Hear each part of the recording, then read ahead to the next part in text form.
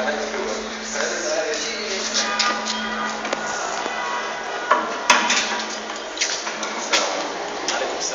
السلام.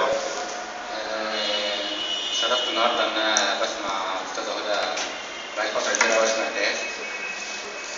استاذ صلاح بتاع السيارات قبل اخر المنتهى،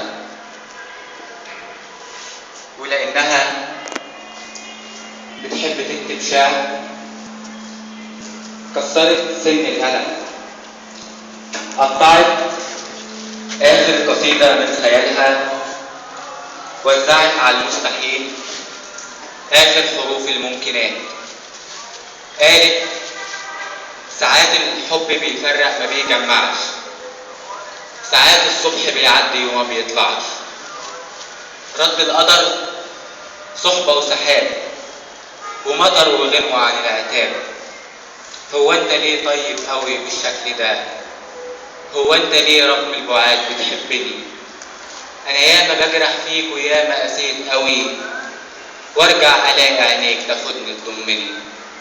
لملمت من حب عينها اللي باقي من وجع، سألت ماضيها عن حاضرها عن السبيل، عن سر ضحكة قلبها، عن أول لوحة ما تترسمش بسن جاف، عن معنى لوجود البراءة في قلب جاف، عن قسط اللي أفنى عمره في حلم جاف.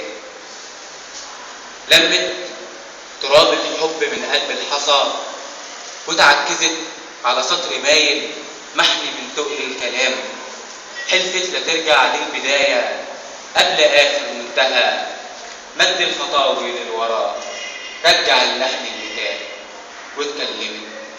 ولأنها بتحب تكتب شعر حررت حبر المشاعر للحياة، تكمل اللحن اللي مسجون في الضلوع، وقال لها لو كنت يوم رافضة البكاء أنا برضو رافض دمعتك. مد الخطاوي وكملي، أنا جاي أكمل سكتك يا معلماني للمعجزات، يا سمع صوتي في السكات. كل اللي قالك ابعدي كان بس نفسه يسكتك.